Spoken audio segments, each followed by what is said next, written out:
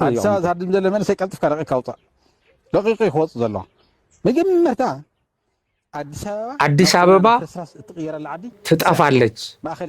መጀመሪያ የምትወድመው የምትጠፋው አዲስ አበባ ነው። ወደ ፍርስራሽነት የምትቀየረው እንደ ባግዳድ እንደ ሶሪያ ትሆናለች። አዲስ አበባ ፍርስራሿ ይወጣል። ቀልዴን አይደለም፣ እውነቴን ነው።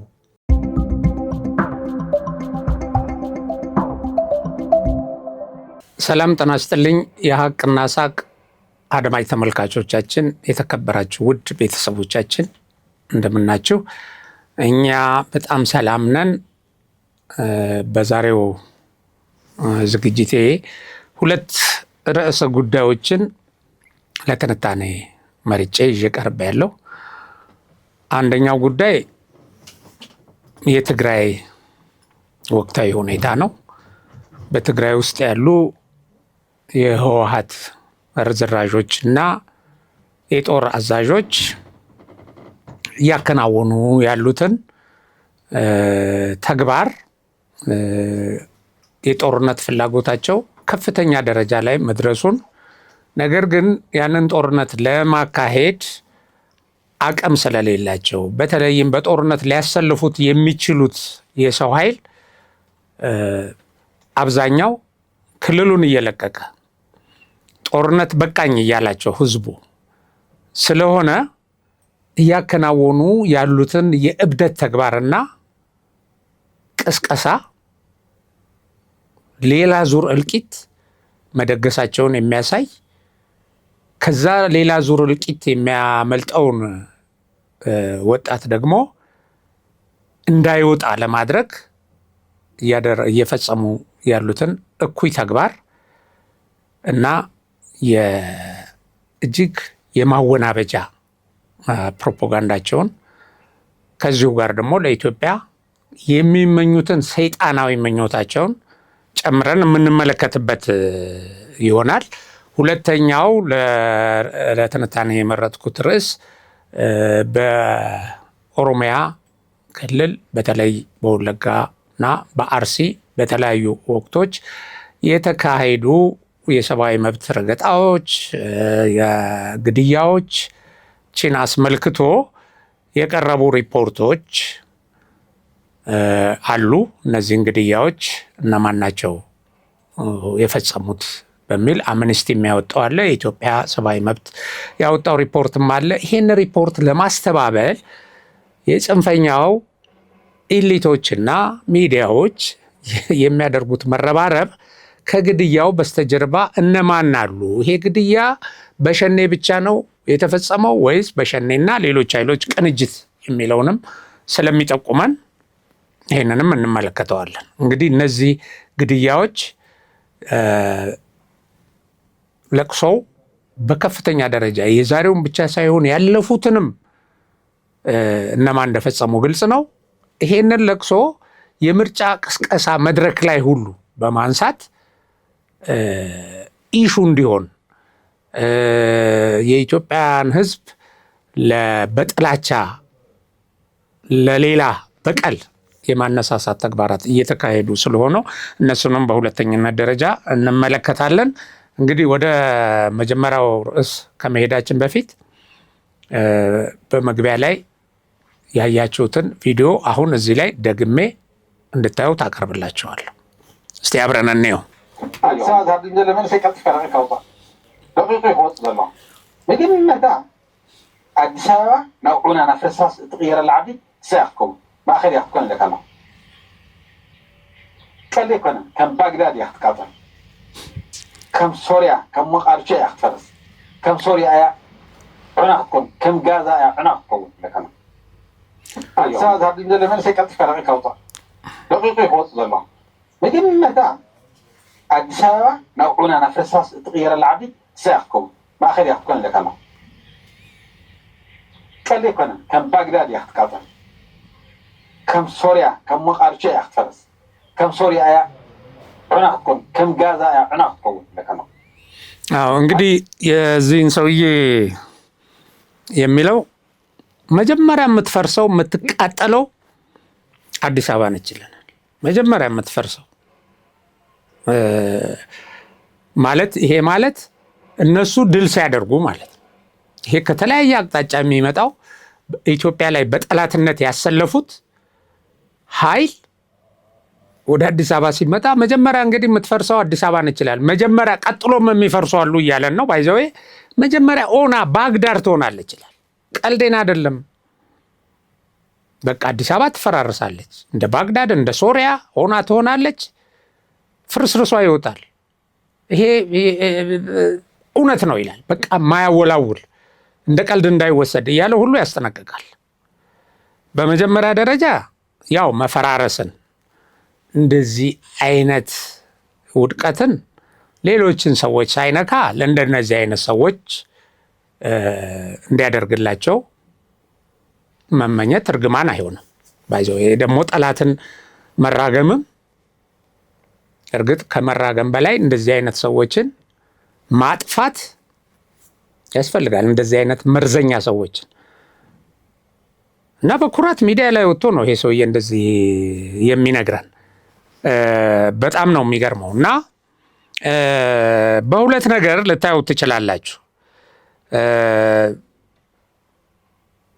በሁለት ነገር ልናየው እንችላለን። ምንድን ነው አንዱ ማስፈራራት። እንግዲህ አሁን የትግራይ ወጣት በብዛት ጦርነት አልፈልግም በቃኝ ጦርነት ብሎ ወደ መሀል ሀገር እየሸሸ ነው፣ እየፈለሰ ነው። ያልታደለ ወጣት ያው ወደ ውጭም ይወጣል፣ ወደ ተለያየ ቦታ ይሄዳል። ምክንያቱም ድጋሜ መሞት አይፈልግም። ከዚህ በፊት ምንም ጥቅም ለሌለው በተሳሳተ ሂሳብ በተሳሳተ ስሌት ያሰለፋችሁት ጦርነት ላይ ብዙ ወንድሞቹ አለቁ። ከአንድ ቤት 2-3 ልጆች አለቁ። አሁን በየመድረኩ እየወጣ በቃ ጦርነት አንፈልግም እባካችሁ አድኑን እያለ ነው። በተለይ አሁን ጠቅላይ ሚኒስትሩ ባለፈው ለትግራይ ህዝብ ጥሪ ካደረጉ በኋላ ይሄ ህዝብ ውስጥ የፈጠረው ስሜት አሳስቧቸው ወደ እብደት ቀይሯቸዋል። ባይዘው አሁን ጤነኛ ሰው እንደዚህ አይልም። አንደኛ ሀገሩ ነች። ይሄ ሰውዬ እኮ እና ጓደኞቹ እዚህ አዲስ አበባ እኮ የሚያከራዩት ፎቅ አላቸው እኮ በስልጣን ላይ በነበሩበት ጊዜ ዘርፈው እዚህ የሚያከራዩት። ሁለተኛ ወንድሞቻቸው አሉ። እሺ ሌላውን ብሔረሰብ እንደ ሰው ካልቆጠሩት ከዛ ተሰዶ የሚመጣ እዚህ ይኖር የነበረ የእነሱ ቤተሰቦች እኮ አሉ በብዛት እዚህ። ስለዚህ እንደዚህ ወጥተህ በሞራል እንደዚህ አዲስ አበባ ትፈራርሳለች ብለህ ትናገራለህ።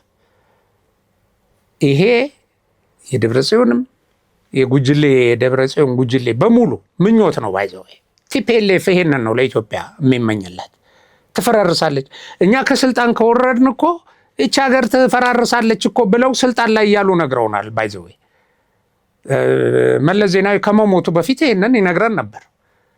ኢህአዲግ ነው እንዲሰፍቶ የያዛት። በቃ ኢህአዲግ እንትን ካለ ፍርስርሷ ይወጣል እያለ ነግሮናል። ሌሎችም ሲነግሩን ነበር።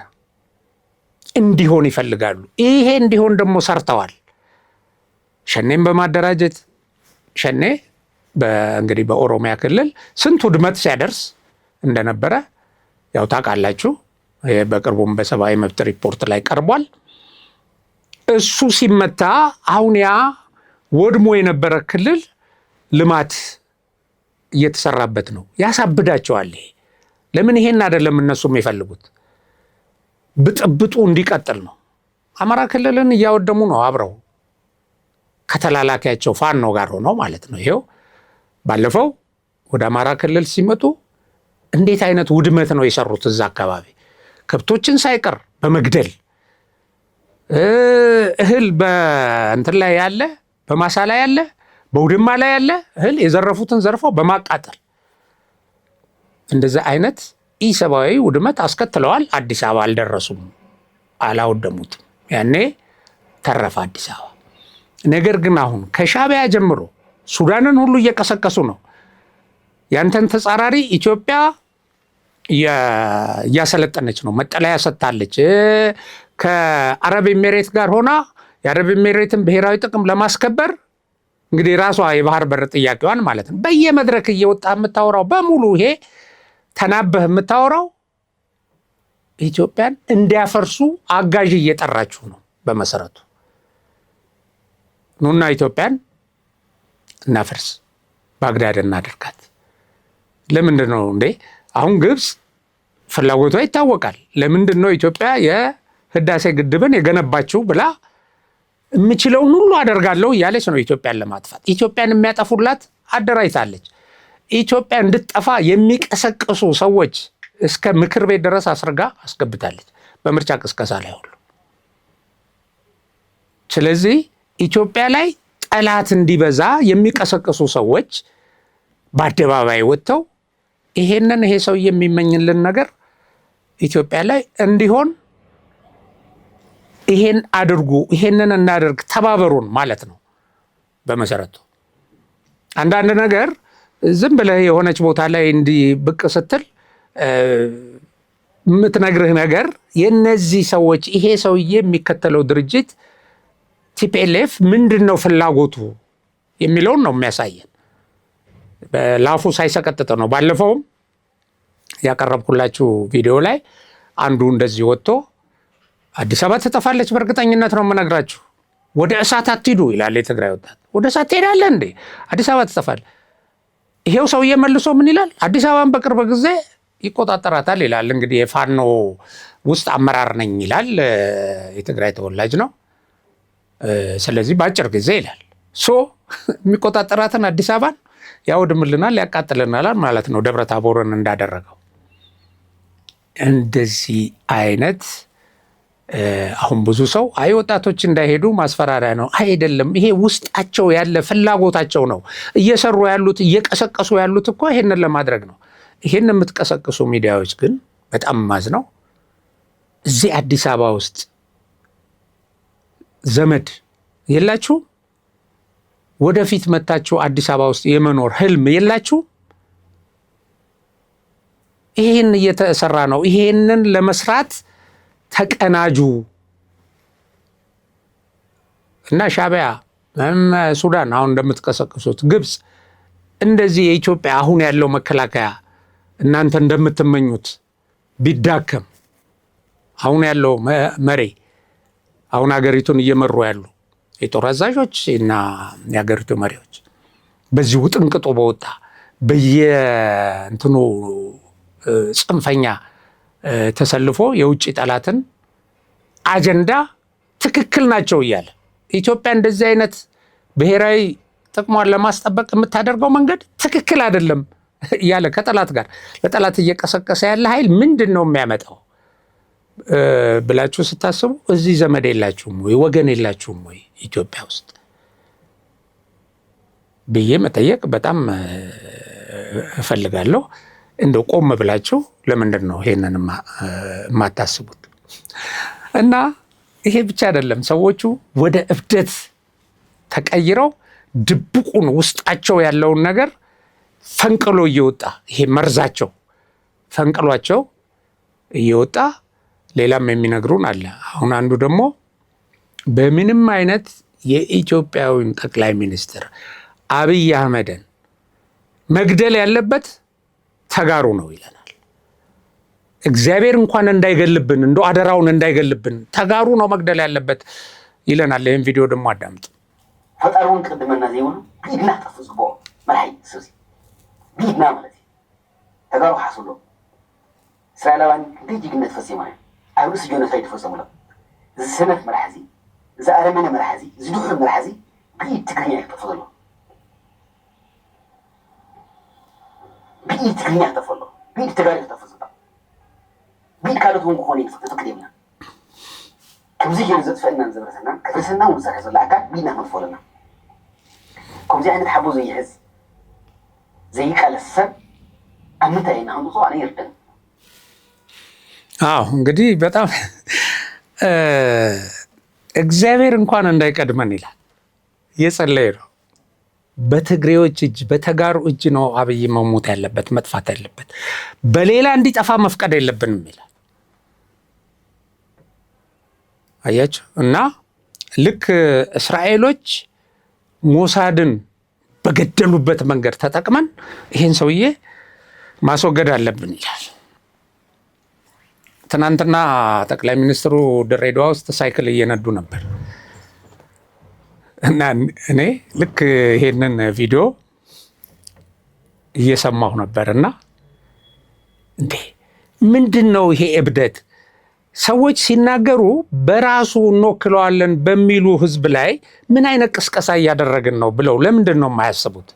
በዚህ ደረጃ የደነቆሩት ለምንድን ነው? ይሄ ጥላቻ፣ መጥፎነት፣ ሴራ በቃ ይሄ እና የጥቅም ፍላጎት ማበድ በቃ ለምንድን ነው ኢትዮጵያን ዘርፈን ያልጨረስ ነው እና እስከ መጨረሻው ለምንድን ነው ዘረፋችን ያልቀጠለው በሚል እብደት ነው ይሄ ባይዘዌ ይሄ ውስጣቸው ያለው መርዝ በከፍተኛ ደረጃ ፈንቅሎ ወጥቶ ምን ይከተላል ብለው እንኳን ኃላፊነት አይሰማቸው እና አብይን መግደል ያለበት ትግሬ ነው ሲሉ እንግዲህ ተመልከቱ። ትግሬ በየአገሩ ተሰራይቶ በመላው ኢትዮጵያ እየኖረ ነው ከወንድሞቹ ጋር። ይሄን ህዝብ ከዚህ በፊት እኮ ባይዘዌ ቲፒኤልኤፍ በሰራው ፕሮፓጋንዳ ተጋሩን ለመነጠል ከሌላው ህዝብ እኮ በጣም ብዙ ጥረት አድርጓል። በጣም ብዙ ነገር ይሄንን አድርገው በ2013 ተከባህል፣ ጄኖሳይድ ሊፈጸምብን፣ ልትጠፋ፣ እንደ ትግሬ በምድር እንዳትኖር። እዚህ አዲስ አበባ እኮ ይኖራል ብዙ ትግሬ፣ ግን እዛ መቀሌ ትግራይ ውስጥ ያለውን ሄደው የተሸሸጉበትን ትግራይ ልታልቅ ነው በቃ ይሄ መንግስት አንተን ሊያጠፋ ነው፣ ጸረ ትግሬ ነው ብለው አነሳስተው በህዝብ ማዕበል እኮ ለእልቂት ዳርገውታል። እነዚህ ሰዎች ይሄ ኃይል አብሯቸው ተሰልፎ ጉልበት እንዲሆናቸው ሲሉ ከሌላው ህዝብ ሊነጥሉት እየሰሩ ነው። አሁን ተጋሩ ብቻ አብይም መግደል አለበት ስትል አብይም የተፈጠረበት ማህበረሰብ አለው። የኢትዮጵያ ህዝብ ደግሞ መሪ ነው። በመሰረቱ ይሄንን ኢትዮጵያን እየመራ ያለ ሰው በዚህ በቀውጢ በዚህ በአስቸጋሪ ወቅት ስትገድል እንደው በለስ ይቅናህ ይሄ ሰይጣናዊ ምኞት ይሳካና እንደዚህ ብታደርግ ሌላው ህዝብ አይነሳም ወይ? ህዝብን በህዝብ ላይ የሚያስነሳ አይሆንም ወይ ብሎ ማሰብ ያስፈልጋል። አንድ ግለሰብ አይደለም የሚሆነው። ይሄ ሰውዬ ከበስተጀርባው የመረጡት ወደፊትም ይሰራልናል ብለው የሚጠብቁት ሰዎች አሉ፣ ወገን አለው። የትግራይ ህዝብም ውስጥ ሆኖ በጣም በብዙ የሚደግፈው አለ። አሁን እሱ አሳስቧቸው ነው። የህዝብን ስሜት ስቧል። በትግርኛ በተናገረው ንግግር የተወሰኑ ድጋፍ በዛ አካባቢ አግኝቷል። እኛ የቀሰቀስነውን የጥላቻ ፕሮፓጋንዳ የሚቀይር ሁኔታ ተፈጥሯል በሚል ስጋት ነው እንደዚህ ወደ እብደት የተቀየራችሁት። እና ደግሞም ነው አሁን ባለፈው በሚዲያ ላይ ወጥተው ኢንተርቪው የተደረጉ የመቀሌ ተወላጆች የጠቅላይ ሚኒስትሩን ንግግር ምንድን ነው ምን ፈጠረባችሁ ተብለው ጥሩ ነው እኛ ሰላም ነው የምንፈልገው ብለዋል። በጣም ብዙ ሰዎችም አሁን በማህበራዊ ሚዲያ በሚለቀቅ ቪዲዮዎች ሁላችንም እንደምናውቀው እንደው በፍጹም እኛ ጦርነት አንፈልግም፣ ህወሓትን አንፈልግም፣ ፌዴራል መንግስት ችላለው፣ እነዚህ ሰዎች ወደ ጦርነት እያመሩን ነው፣ እያዘረፉን ነው፣ ሰላማችንን እያሳጡን ነው፣ ማህበራዊ ግልጋሎት እንዳናገኝ እንቅፋት እየሆኑብን ነው እያለ እየጮኸ ነው ያለው።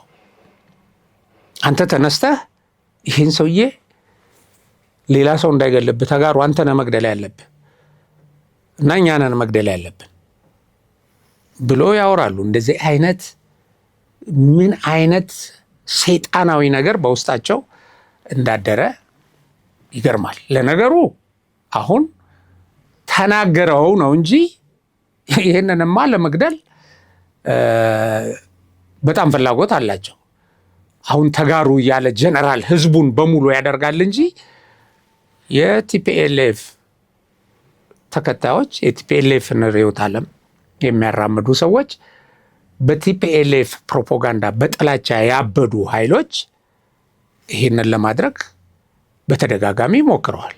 ይህን እንዳያደርጉ ያደረጋቸው የሴኩሪቲው ጥንካሬ ነው። ከሰኔ 16 ያው ታስታውሳላችሁ ከኦነግ ጋር በመተባበር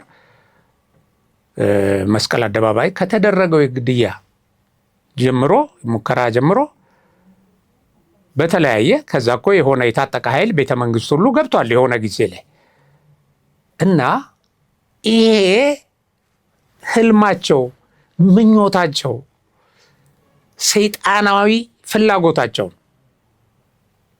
እና እኛ ከሰይጣን ጋር እንሰራለን ሰይጣን ናቸው ከሰይጣን ጋር እንሰራ አሁን ከነሱ የበለጠ ሰይጣን ስለሌለ እነዚህ ሌሎቹ ከሰይጣን ጋር እንሰራለን ሲሉ በቅንፍ ውስጥ ህወሓት ማለት ነው ያለባቸው ከሰይጣን ኦር ከህወሓት ምንድነው ከህወሓት በላይ ሰይጣን ያለው እና እንደዚህ አይነት እርኩስ መንፈስ የተጣባቸው ሰዎች እዛ አካባቢ ህዝቡ ፈጽሞ ስለ ሰላም እንዳያስብ ያደርጋሉ እና ደግሞ እንደምትሰሙት ወደ ትግራይ መድኃኒት አልመጣልንም በጀት አልመጣልንም የሰራተኛ ደሞዝ አልመጣልንም የሄደውን ደሞዝ የተቀራመቱ ማለት ነው እነሱ ወርቅ እየሸጡ ማለት ነው እና እንደዚህ እያሉ የሚጠይቁትን መንግስት እንገለዋለን እናጠፋዋለን ይላል ዋና ከተማዋን ባግዳድ ትሆናለች ይላሉ በጣም ነው የሚያሳዝነው እና ሌላው አሁንም ይሄን ህዝብ ወደ ጦርነት ለመማገድ ከሚደረጉ ጥረቶች ውስጥ ጸረ ድሮን ታጥቀናል ይለናል አሁን ትናንትና ይሄ በልብ ህመም ሆስፒታል ተኝቶ ነበር አሁን ትንሽ መለስ ሲልለት ቶሎ ወጥቶ ሚዲያ ላይ መግለጫ ሰጥቷል ምግበ ማለት ባህላዊ ጀነራል በማለት የምታውቁትና ባህላዊ ጀነራልነቱም ደግሞ የሚያኮራው ሰውዬ እውነት ነው እኔ ባህላዊ ጀነራል ነኝ ብሎ በመድረክ ላይ በስብሰባ ላይ የፎከረው ሰውዬ ወጥቶ አንዳንድ ጊዜ በሚመለከተውም በማይመለከተውም ነው ወጥቶ በቃ እንትን የሚለው አሁን የአንድ የምዕራብ እዝ አዛዥ ነው ተብሎ እንግዲህ የሚታወቀው ግን ሲፈልግ ቲፒኤልኤፍን ይወክላል ሲፈልግ አንድ ላይ ቲዲኤፍን ይወክላል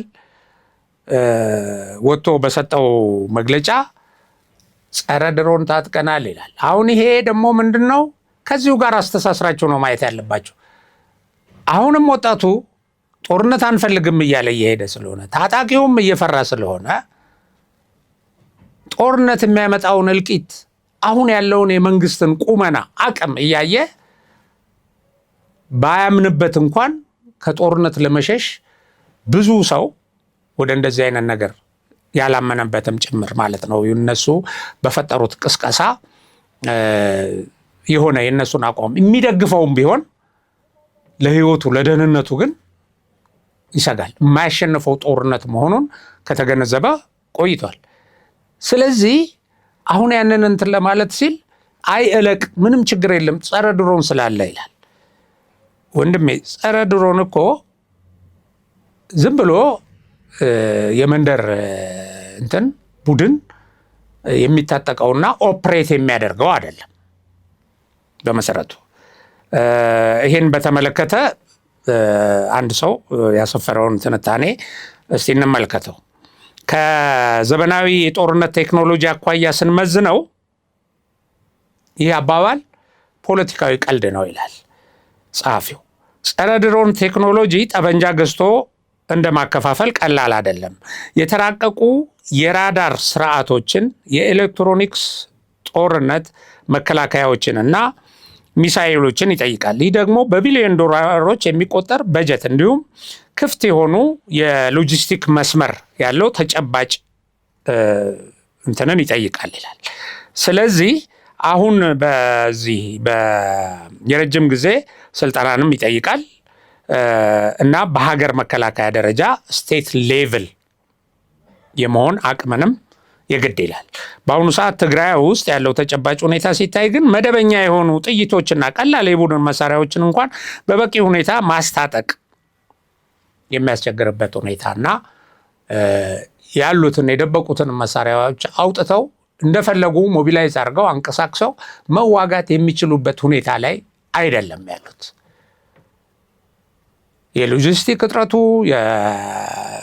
ሌላው አሁን የትግራይን ሰማይ ኤርትራንም ጭምር ማለት ነው የኢትዮጵያ አየር ኃይል የኢትዮጵያ በምድርም በሰማይም ያሉ ቴክኖሎጂዎች እየተቆጣጠሩ ቅኝት እያደረጉ ከመሆናቸው አንጻር ይሄንን ማድረግ ቀልድ ነው የሚሆነው፣ ማጭበርበሪያ ነው። ይሄ ከዚህ በፊት በተደጋጋሚ ብለውናል። አሁን ብለዋል እኮ ከዚህ በፊት እኮ ወድም ቤቴም እንደዚህ ብሏል። አንድ አክሱም ላይ ነው እንደዚህ በዓል ላይ ወጥቶ እንደ ድሮ አይደለንም አለናል። አሁንም እንትና እንደ ድሮ አይደለንም እንደ ድሮ መስሏቸው ድሮን አለን የሚሉ ሰዎች እኛ ጸረ ድሮን እንዳለን ሊያውቁ ይገባል ነው ያለው እንትና ምግቤ። ግን ያኔም ብላችሁን ባለፈው እዚህ ጸለምት አካባቢ ውጊያ ሲሞክሩ በእግረኛም በድሮንም በአጭር ሰዓት ተመተው ብዙ የሰው ኃይል ገብረው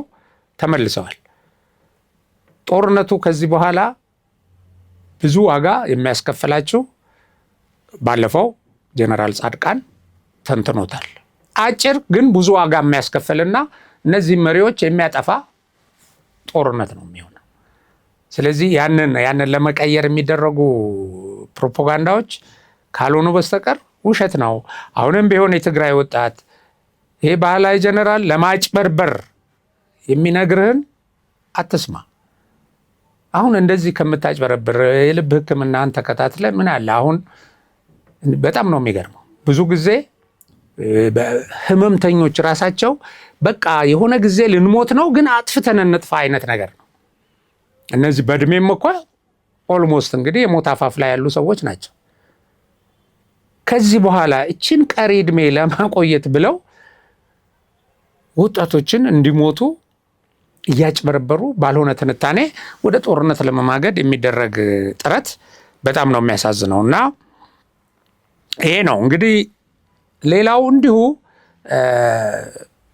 አጭበርብረው ለማለፍ አሁን ከተወሰኑ ቀናት በፊት ትግራይ ውስጥ ምርጫ ቦርድ የማያውቃቸው ፓርቲዎች ተሰብስበው ከህወሓት ጋር አንድነት መስርተናል ብለው ተፈራርመዋል።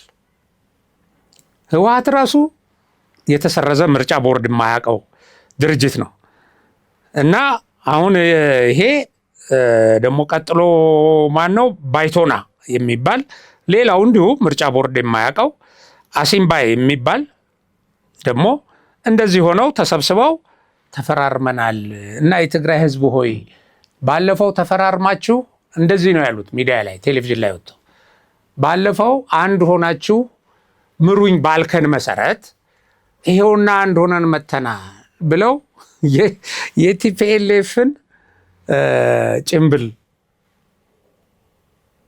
አጥልቀው የተለያዩ ለመምሰል ግን ስትገፋቸው ጭምብላቸውን ስታወልቅ ቲፒኤልኤፎች ናቸው እና እንደዚህ አይነትም ማጭበርበር እየሰሩ ነው። ዞሮ ዞሮ ይሄ የሚያሳይህ ግን በሌላ በኩል እንግዲህ በዲዲአርም ወደ ዲዲአር እንዲገቡ ይሄ የትግራይ የሰላም ኃይል ከፌዴራል መንግስት ጋር ተነጋግሮ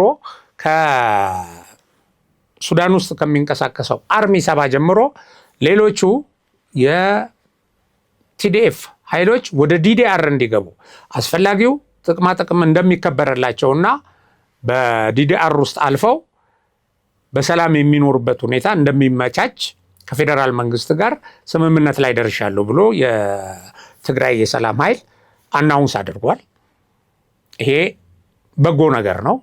ታጣቂው በዚህ መልኩ ወደ ሰላም ቢመጣና በዲዲአር ውስጥ አልፎ ጥቅሙ ተከብሮለት በሰላም እንዲኖር ህዝቡንም ከስጋት እንዲታደግ የትግራይ ህዝብ ክልሉን እየለቀቀ ክልሉ ባዶ እንዳይሆን ትግራይ ወደ ልማት እንድትገባ ይሄን የዲዲአር አማራጭ ነው መቀበል ያለባቸው። አንዱም ይሄ ሁኔታ አስግቷቸው ነው ተነስተው በዚህ በኩል ፓርቲ አንድ ሆነናል፣ በዚህ በኩል ድሮን ታጥቀናል፣ በዚህ ደግሞ እኛንን የምንገለው አዲስ አበባን ደግሞ ባግዳድ ትሆናለች እንደዚህ ሁሉ የሚሉት ይሄ ምንም ላወሻቸውን እየዘጋባቸው ስለመጣ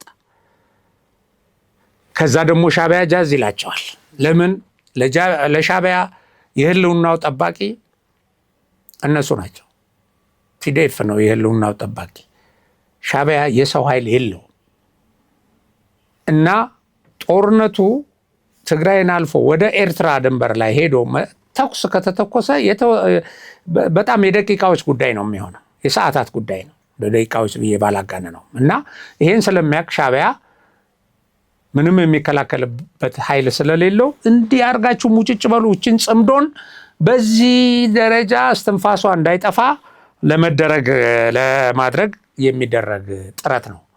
እና ሁለተኛው ለትንታኔ የመረጥኩት ርዕስ የኦሮሚያ ክልል ውስጥ እየተፈጸሙ ያሉ የሰብአዊ መብት ጥሰቶችና ግድያዎች በተመለከተ ያው በሚዲያ በአርሲ ውስጥ ምስራቅ አርሲ ከፍተኛ ቁጥር ያለው ሲቪሊያንስ፣ ምክንያቱም ሰላማዊ ሰው በዚህ ደረጃ ሲገደል አሳዛኝ ነው።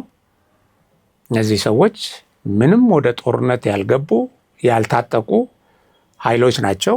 ግድያ ተፈጽሞባቸዋል። አሁን ግድያ ይፈጸምና ከዚህ በኋላ ማድረግ የሚቻለው ግድያው በዚሁ እንዳይቀጥል፣ ሌላ መበቃቀል፣ ሌላ እልቂት እንዳይከሰት ማድረግ ነው እና ብዙ ጊዜ እዛ አካባቢም ሌሎች አካባቢም እንደዚህ አይነት ነገር ሲደርስ የመከላከያ ሰራዊቱ ይሄዳል። ምክንያቱም አሁን አንዳንድ ሰዎች የመከላከያ ሰራዊቱ እንዴት አልተከላከለም?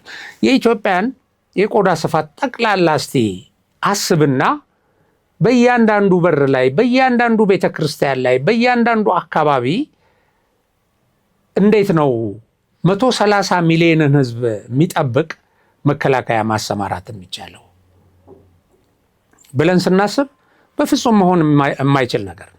እነዚህ ደግሞ ታጣቂዎች፣ እነዚህ የግድያ ተልዕኮ ወስደው የሚንቀሳቀሱ ኃይሎች ከሆነ ቤት ወጥቶ በሁለት በሶስት ክላሽ ወይም 2-3 ሰው አንድም ሰው ፎርዛት ማተር እንደዚህ አይነት ነገር ፈጽሞ ሊሰወር ይችላል እና ይሄንን መከላከል የሚችለው ህዝቡ በስነ ልቦና ደረጃ እንዲጋደል የሚሰጠውን ተልዕኮ ባለመቀበል ነው። ይሄንን ግን ከግድያ የፖለቲካ ትርፍ ለማግኘት የሚሰሩ ኃይሎች ይገድላሉ። አሁን እኮ ተትናንት ወዲያ ጎንደር ውስጥ አንድ የመስጊድ ኢማም ተገደሉ፣ ሰው በተሰበሰበበት። ሌሎችም ሰዎች አብረዋቸው ያሉ ሰዎች ተደብድበው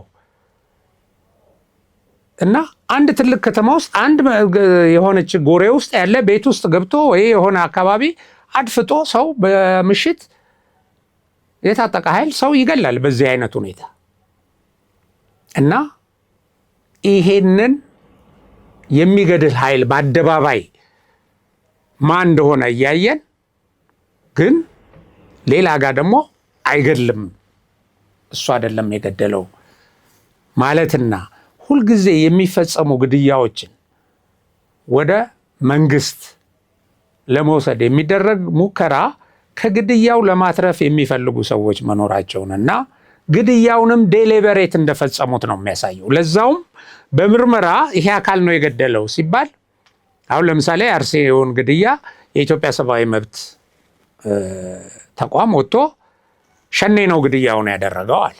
ኖ ሸኔ አይደለም ብሎ የአማራ ጽንፈኛና ኤሊት ሙግት ገጠመ። ለምንድን ነው? አንደኛ ሁለቱ በጣምራ እንሰራለን ብለው ነግረውናል በግልጽ። ስለዚህ ያ ግድያ የተፈጸመው ደግሞ አሁን የምርጫ ወቅት ነው፣ ሰላማዊ ሁኔታ ኢትዮጵያ ውስጥ የለም የሚል ነገር በስፋት እየሰማን ነበረ። እንግዲህ ምርጫ ማካሄድ የሚያስችል ሁኔታ ኢትዮጵያ ውስጥ የለም የሚል አንድ አለ። ሁለተኛ ደግሞ ቀደም ብለን እንዳልነው እንግዲህ በምርጫ ተወዳድረህ የማታሸንፈው ኃይል ጋር ከምትገጥም እንደዚህ እያደረግክ ገዳይ ነው እንደዚህ ነው ለማለት የሚያመችህን ነገር መፍጠር ነው። አሁን ግድያው ባለቤት አለው ተብሎ ባለቤቱ ሲጠቆም ነው እሱ አይደለም ማለት ከዚህ በስተጀርባ ትብብር እንዳለ የሚጠቁም ነው። ከዚሁ ጋር በተያያዘ በወለጋ ውስጥ ከፍተኛ የሰብአዊ መብት ጥሰት፣ ግድያ በሸኔ ሲፈጸም ነበረ። በሴቶችና ህፃናትን አግቶ እንደዚህ በማድረግ ተብሎ መግለጫ ወጣ።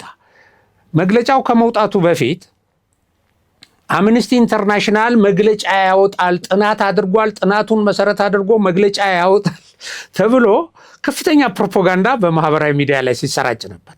ለምንድን ነው ኤክስፔክት የሚደረገው? መንግስት ነው የሚል መረጃ ለዚህ ቡድን እንዲሰጥ ተደርጎ ጥናት ባደረገባቸው አካባቢዎች አሁን ይሄንን ጥናት ያወጣል መንግስት ነው ይላል ተብሎ በመጠበቅ እንድትከታተሉ እንጋብዛለን፣ እንደዚህ ሊያወጣ ነው ተብሎ በደንብ ፕሮፓጋንዳ ተሰራበት። አለመታደል እኮ ነው። ከዛ ልክ ተሰራና እሱ ሲያወጣ እውነቱን ነው ያወጣው በመሰረቱ። ምክንያቱም ይሄ ለዘመናት በልዩ ልዩ ምክንያት እየተደበቀ ያው ለፖለቲካ መጠቀሚያ ይሄ በእንትን ውስጥ በፕሮፓጋንዳ ውስጥ ይሄ በሽምቅ ውጊያ የፊፍዝ ጄኔሬሽን ዋር ላይ ፎልስ ፍላግ ኦፕሬሽን የሚባል አለ። በተደጋጋሚ እዚህ አንዳንድ ትንታኔዎች ሳቀርብ በተለያዩ ርዕሶች ጋር እያያያዝኩ አቅርቤያለሁ። ፎልስ ፍላግ ኦፕሬሽን ትገድላለህ፣ ወንጀሉን ጠላትህ ላይ ትለጥፈዋለህ። በተለይ የገጠመው ኃይል ይሄ በፊፍዝ ጄኔሬሽን ዋር ውስጥ አነስተኛ የጎሬላ ቡድኖች ግዙፍ ኃይል ካለው ከመንግስት ጋር ሲገጥሙ በቀጥታ ውጊያ ሊያሸንፉት ስለማይችሉ የተለያዩ ስልቶችን ይጠቀማሉ። የተለያዩ ስልቶች፣ አንደኛው ራሳቸው ጨካኝ ሆነው አሁን እዚህ አማራ ክልል እንደምታዩት አይነት ነገር በመፈጸም በመግደል ከነሱ ዓላማ ውጪ ነው የሚሉትን በአሰቃቂ ሁኔታ እጅ በመቁረጥ ጆሮ ያው አይተናል ማለት ነው። እንደሱ አይነት በማድረግ ህዝቡ በፍርሃት እንዲከተላቸው ማድረግ ነው አንደኛው መንገድ። ይሄ የሽብር ተግባር ነው። ሁለተኛው መንገድ ደግሞ በተቻለ መጠን በድብቅ ግድያዎችን ይፈጽሙና ይሄንን የፈጸመው ያ እነሱን የገጠመው ኃይል ወይም ጠላት የሚሉት በእኛ ተጨባጭ ሁኔታ መንግስት እንደሆነ የሚቀርብበት ስልት አለ፣ ፎልስ ፍላግ ኦፕሬሽን። ስለዚህ ይሄ ኦፕሬሽን ኢትዮጵያ ውስጥ እየተካሄደ ነው። ይሄ ኦፕሬሽን ተካሂዶ ወዲያውኑ ለቅሶው የሚሰማው ከየትኛው መንደር እንደሆነ ታውቃላችሁ። ይሰማና ግን ወስነው ነው የሚመጡት ገደለ ብለው መንግስት። አሁን መንግስት የሚመራውን ሀገር ሰላማዊ ዜጋ በመግደል ምንድን ነው የሚያተርፈው ብለህ ስታስብ መጀመሪያ እኮ ማንም ይግደል ማንም መንግስት ዜጎቹን መጠበቅ አልቻለም ተብሎ ነው የሚወነጀለው። ስለዚህ መጠበቅ አልቻለም የሚል ስዕል እንዲሰጠው ይሰራል መንግስት? አይሰራም። ዜጎችን የመጠበቅ ኃላፊነት አለበት። ሰዎች ተሽሎክልከው ተደብቀው እንደዚህ አይነት ነገር ሲሰሩ ኪሳራ ነው የሚያስከትልበት በመንግስት ላይ። ያን ኪሳራ ግን ከዛ በላይ ሊያስከትል ከሚሰጠው ስዕል በላይ መጀመሪያ እንዲህ አይነት ነገሮች ሲጀመሩ መምራት አልቻለም እየተባለ ነበር የሚደረገው። ይሄ በሽግግሩ ወይም የለውጡ መንግስት እንደጀመረ አካባቢ። ከዚያ ወዲህ ግን የገደለው እሱ ነው ራሱ ወደሚል ነገር ተሸጋገረ። ይሄን የሚያምንም ህዝብ ስለፈጠሩ እንደዛ አደረጉ። ከዚህ በፊትም ታስታውሱ እንደሆነ እንዲሁ የሰብአዊ መብት ተቋም ሰዎች አሰማርቶ ከሃይማኖት ድርጅት የተውጣጡ ከተለያየ ማህበረሰብ ከሀገር ሽማግሌ የተውጣጡ ሰዎች ሄደው አጣርተው መጥተው ስለ ግድያው የሰጡትን ሪፖርት ለምን መንግስት ነው አላሉም ተብሎ አንቀበልም ተብሎ ፕሮፓጋንዳ ሲሰራበት ነበር። ስለዚህ እነዚህ የፕሮፓጋንዳ ኃይሎች ግድያ ከሚፈጽመው ወገን ጋር ይሰራሉ። ግድያ ሲፈጸም ፈጥነው ያጮሁታል። የግድያውን ምርመራ አቅጣጫ ያስቱና ተሰብስቦ የመንግስት ነው እንዲባል ያደርጋሉ። ከዛ በኋላ በሚያገኙት መድረክ ሁሉ ይሄንን አግራቤት ያደርጋሉ። በሚያገኙት መድረክ ሁሉ ለምርጫ ቅስቀሳ ሲወዳደሩ ሁሉ እችን ይዘዋት ይመጣሉ። ምክር ቤት ያነሷታል። እችን ለምሳሌ አሁን አንድም ቀን ግን እንግዲህ ምሳሌውን ያስከትላለሁ። አንድም ቀን ግን እንደዚህ አይነት ግድያዎች ይፋ ወጥተው ለምሳሌ አሁን አማራ ክልል ታጣቂዎች ገደሉ የሃይማኖት አባት ኢማም። አንድም የፖለቲካ ድርጅት ወይም የሰብአዊ መብት ማለት ይሄ አሁን ውጭ የሆነው የሰብአዊ መብት ነኝ ምናምን የሚሉ ሁሉ አሉ። በግለሰብ ደረጃ ብዙ ናቸው። በየጊዜው ለኢንተርቪው ይቀርቡና እንዲህ ነው ያደረገው ብለው ምንም ጥናት እዛ አሜሪካን ሀገር ቁጭ ብለው ሚዲያ ላይ ይቀርቡና መንግስት ነው ይላል። አሁን እነዚህ ግን አሁን በይፋ የተደረገ ግድያ፣ ህዝብ እያየ የተደረገ ግድያን አላወገዙም። ግድያን ከሆነ የሚያወግዙት ለህዝብ ሰላም ከሆነ የሚመኙት ማለት ነው። ከዛ ከፍ ያለ ነገር ልንገራቸው። ባለፈው አሁን እዚህ የአማራ ክልል የተፈጸመው እጁ የተቆረጠውና ጆሮውን ቆርጠው ጆሮውን ያበሉት ሰውዬ እሱ ይሄ ወንጀል የተፈጸመበት ቦታ ነው የተወዳደረው። አሁን የአብን ተወካይ ሆኖ ተወዳድሮ አሁን ኢህአፓ ነኝ እንደዚህ ምናምን በተለይ የሆነ ድርጅት ውስጥ ሆኖ ቅስቀሳ እያደረገ ያለው ዶክተር አበባው የእሱ የምርጫ ክልል ነው ይሄ። ስለዚህ ሰውየው ወጥቶ እከሌ ነው ጆሮዬን የቆረጠው እንዲያበላኝ እከሌ ነው እንዲህ እጁ የተቆረጠ ሰው እንደዚህ በይፋ ወጥቶ እየተናገረ ቆራጩ ሁሉ ተይዞ ማለት ነው። ማለት እጁን ሲሰጥ ነው መረጃውን ያወጡበት ያዘዙት ሰዎች ማለት ነው፣ አለቃው የፋኖ መሪ። ስለዚህ ይሄ ሰውዬ አንድም መድረክ ላይ የህዝብ ተወካይ ሆኖ ተወካዮች ምክር ቤት ላይ አሁን ይሄንን ማንሳት ይጠበቅበታል። በቃቸው፣ ኧረ ጥሩ አይደለም፣ ለህዝብ ብላችሁ ታግላችሁ ምናምን ማለት እየተገባው ይሄንን አላደረገም እና መንግስትን በገዳይነት መንግስትን በጸረ ሰላምነት ይገልጻል። ወደ ሰላም የመጡ ሰዎችን ያወግዛሉ። አሁን ሌሎቹ ወደ ሰላም የመጡ ሰዎች እኮ ስማቸውን እየጠሩ ያወግዟቸዋል። እና እንደዚህ አይነት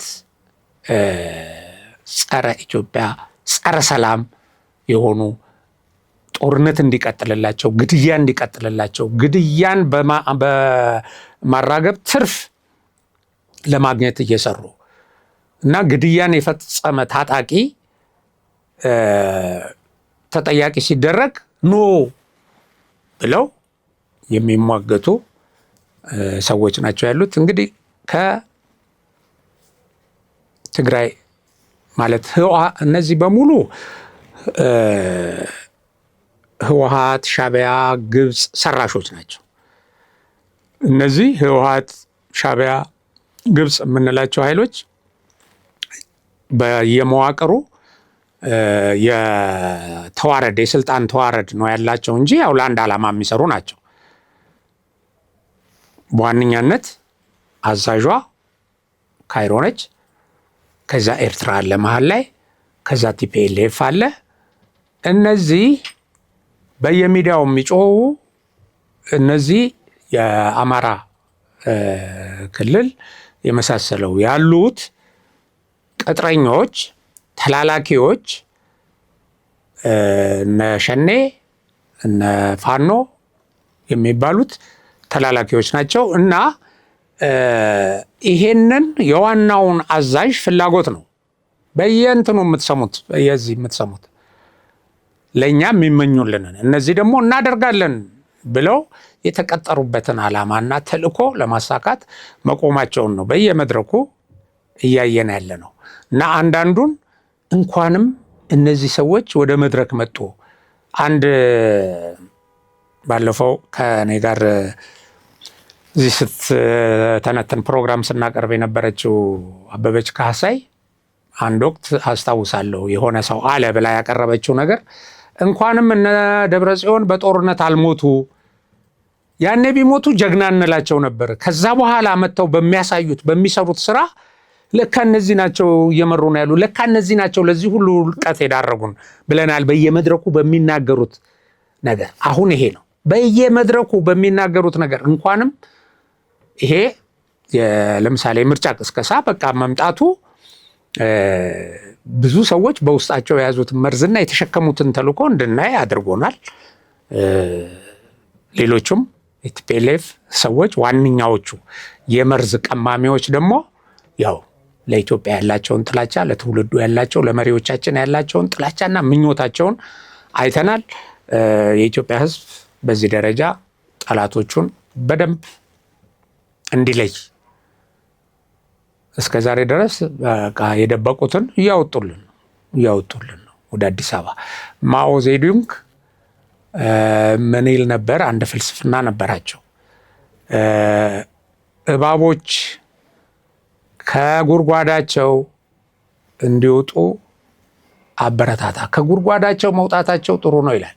ከጉድጓዳቸው ከወጡ በኋላ መርዛቸውን ይተፋሉ፣ ወይም መርዛቸውን አስተፍተህ የሚያደርሱትን ጉዳት ትከላከላለህ። እዛ ጉድጓድ ውስጥ ሆነው አፈር እየላሱ መርዝ በሰሩ ቁጥር ግን ወጥተው የሚያደርሱት አደጋ ከፍተኛ ስለሚሆን ይሄ መርዙ መውጣቱ ጥሩ ማሳያ ነው። መርዘኞቹን ትከላከላቸዋለህ፣ እንከላከላቸው። እነዚህ ሁሉ ፕሮፓጋንዳዎች ፍላጎታቸው ያንን እነዚህ ሰዎች የነገሩንን ግብ ለማሳካት ስለሆነ በጽናት ቆመን ሀገራችንን እነሱ ከሚመኙላት ነገር እንከላከል፣ መሪያችንንም ጭምር ማለት ነው። ምክንያቱም ፍላጎቱ ሀገር ማፍረስ ነው ቀጥሎ ያለው አሁን ባለው ሁኔታና ይህንን ማሳሰቢያ ሰጥቼ ነው ማጠቃልለው። በሌላ ፕሮግራም እስከምንገናኝ ሀቅና ሳቅ ሚዲያችንን ሰብስክራይብ፣ ሼር፣ ላይክ አድርጉ። በሌላ ፕሮግራም እስከምንገናኝ ሰላም።